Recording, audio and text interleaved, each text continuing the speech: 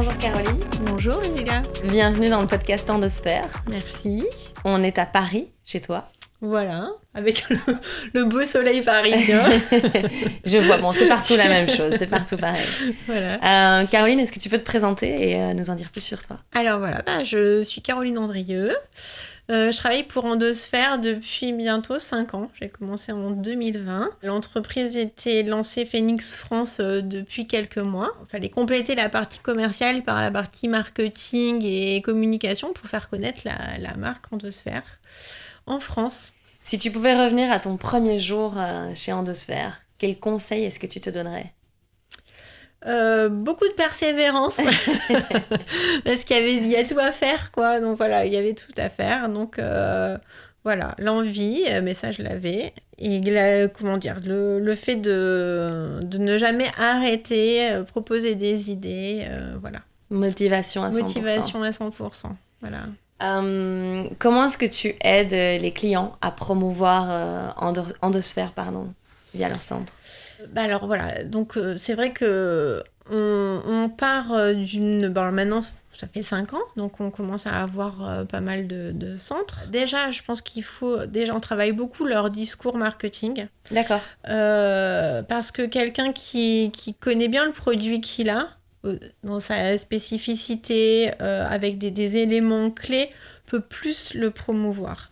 Après, nous, on donne tout ce qui est visuel, les affiches. Et puis, il y a le système qui est propre à Endosphère, où on organise des beauty days pour les aider à faire connaître le soin, à faire tester le soin à leurs clientes, sans engagement. Et c'est vrai que d'essayer, en général, c'est plutôt de l'adopter. Tout à fait. Voilà, donc on a plusieurs techniciennes qui vont dans les centres et ils font cette journée. Alors, ils appellent ça Beauty Day. Moi, j'aimais bien plus que porte ouverte parce que, en fait, c'est surtout du temps pour la cliente pour qu'elle découvre quelque chose.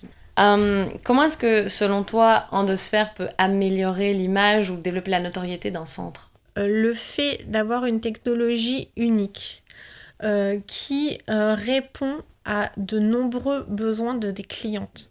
Parce que c'est vrai que ce n'est pas que de la minceur, c'est aussi de l'anti-âge, c'est aussi des soins pour les personnes qui ont des jambes lourdes et qui ne peuvent pas faire d'autres soins parce que c'est pas bon pour elles. Là, Endosphère, en ayant 0 effet secondaire, les centres arrivent à toucher une clientèle qui est très très large. Très large, ouais.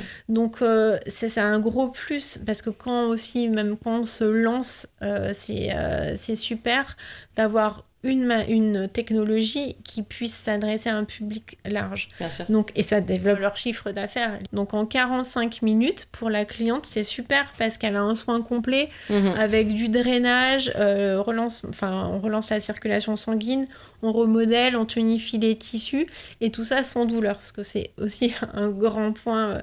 C'est vrai important. Que les femmes et même les hommes, on a tous souvent entendu... il faut souffrir pour être beau ou belle. Pas du tout, quoi. Pas dans ce cas-ci, pas avec Endosphère. Pas avec Endosphère. Voilà, l'idée, c'est d'apporter cette technologie qui a une capacité d'action, un spectre d'action qui est hyper large et ça développe la clientèle. Et puis, surtout, les clients, avec les résultats qu'ils obtiennent, sont hyper contents. Ouais, et tes clients deviennent ta meilleure communication possible. Et donc, ce qui permet au centre de se développer et d'avoir une clientèle qui est fidèle.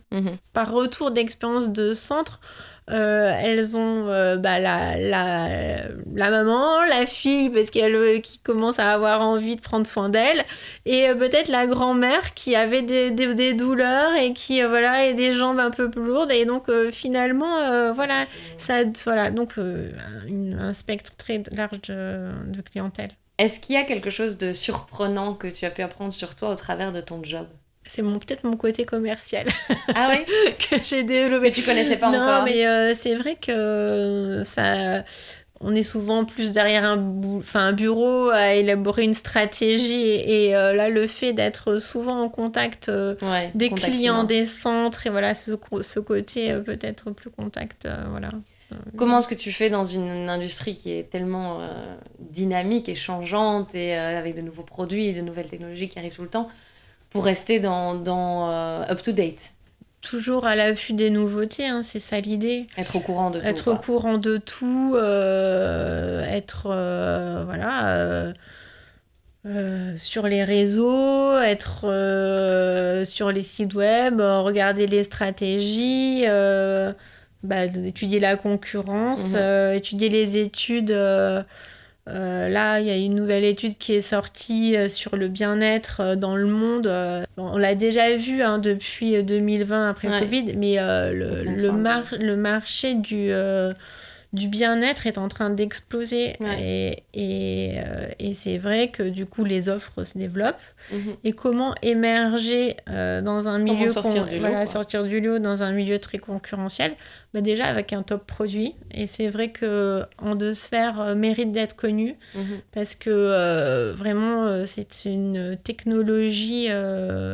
qui a des résultats super, des études scientifiques qui prouvent ce que les gens voient, mais c'est-à-dire que là, c'est vraiment acté. Et d'ailleurs, ils ont commencé, en fait, la marque avec beaucoup de centres esthétiques et autres, même si tout s'est appuyé sur des recherches des bio-ingénieurs et des médecins et des professeurs.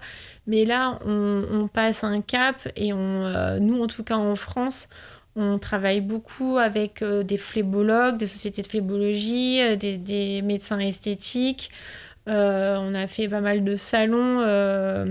On a encore eu des rendez-vous à l'IMCAS avec des professeurs de médecine esthétique qui sont très, très intéressés par la technologie. Donc, c'est important aussi de montrer tous les atouts.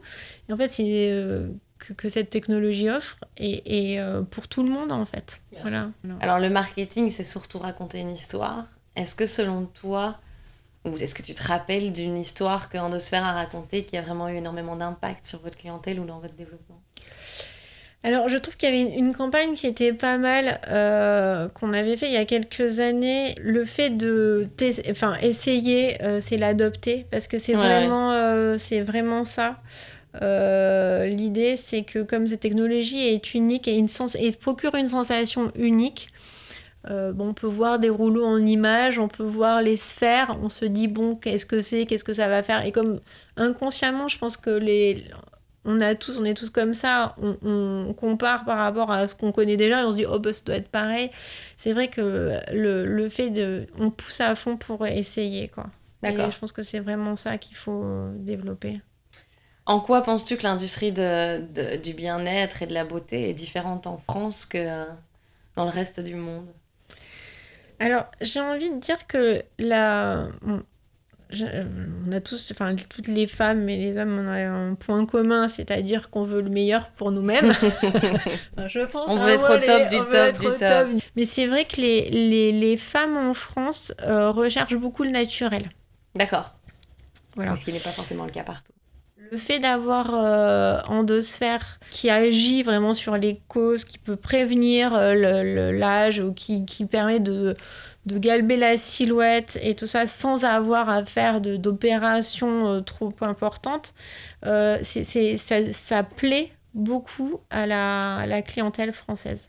Est-ce que tu penses que cette clientèle française est aussi à la recherche de soins qui sont non invasifs? Oui, c'est ça. Ça, en fait, l'idée, c'est ça. Essayer de prévenir au maximum, en fait, les inesthétismes, en fait. Ouais. Après, évidemment, celles qui peuvent auront recours si elles ont vraiment besoin à la chirurgie, si elles en ont vraiment envie. Mais il y a quand même une forte demande et une culture du naturel. Et puis moins on en fait, mieux c'est, plus c'est discret. Donc voilà. Donc ça peut être aussi un complément en fait de ce qui se fait. C'est un soin qui plaît beaucoup parce que ça entretient aussi beaucoup. Voilà. Tout à fait. Pour en revenir au marketing, comment est-ce que tu adaptes ton marketing et tes outils ou tes idées pour pouvoir toucher un maximum de propriétaires de centres? On est beaucoup en support, nous, des centres. Donc on essaie de s'adapter pour leur fournir des visuels un peu avec changement de saison en fonction des campagnes qu'on a. On les aide aussi au niveau digital quand ils lancent leur centre ou quand ils ont besoin, même s'ils ont déjà l'appareil, d'un petit coup de boost en leur faisant des campagnes locales. Voilà, vraiment dans leur zone pour promouvoir leur centre et le fait qu'ils ont de se faire. Et puis on s'adapte, on choisit en général des visuels qui collent à on va dire, à la spécificité du pays, quoi. Voilà. Si tu devais décrire le client idéal en 2 sphères en 3 mots, tu me dirais quoi? Alors, je pense que 3 mots. Ouais, c'est ça, c'est difficile, mais c'est quelqu'un qui est innovant.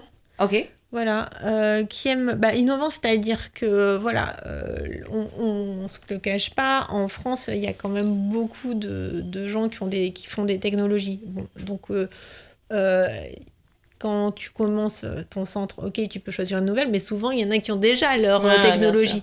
Donc c'est quelqu'un qui a toujours envie du meilleur pour ses clientes, qui ont envie d'avoir des résultats, donc qui ont envie d'innover pour avoir une nouvelle technologie, voilà, et qui ont compris en fait les actions d'Endosphère et le fait que Endosphère c'est quand même de la haute technologie à leur portée en fait, puisque c'est vrai que les résultats sont vraiment incroyables, sont rapides aussi. Le soin est personnalisé, en fait.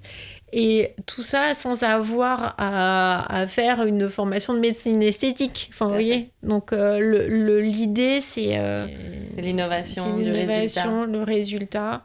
Et c'est vrai que l'important aussi, c'est d'avoir une bonne analyse. Le client final, évidemment. Je sais, c'est un conseil, on en a discuté avec la partie commerciale, c'est que le diagnostic de l'esthéticienne est essentiel. Voilà, il faut beaucoup d'échanges avec ses clients pour savoir, ils viennent là, mais pourquoi, quel est leur objectif, et puis aussi bien définir le type de cellulite pour avoir des protocoles. Nous, avec Endosphère, il y a différents types de protocoles. On traite tous les types de cellulite, tous les soins, mais il faut vraiment adapter aux attentes du client. Voilà. Quelle est la question qui te revient le plus souvent de clients potentiels sur le point de se décider? Les résultats, évidemment. Les prix, évidemment. Mais ça, j'ai envie de dire que le prix, c'est pas tellement un problème quand il y a les résultats. Ouais. Là, on est d'accord. Le résultat n'a pas de prix. Voilà. D'ailleurs. Comme les clientes sont contentes et sont satisfaites, elles en redemandent. Et c'est des soins qui sont recherchés, en fait. Est-ce que tu penses que le marketing, pour tout ce qui est justement innovation dans la beauté, a évolué depuis les années? Je trouve que ça a évolué dans le sens où on a un discours qui est moins dans vous allez être complètement différente, vous allez changer. Métamorphose. La métamorphose et tout ça. On est plus dans l'accompagnement. Dans le conseil.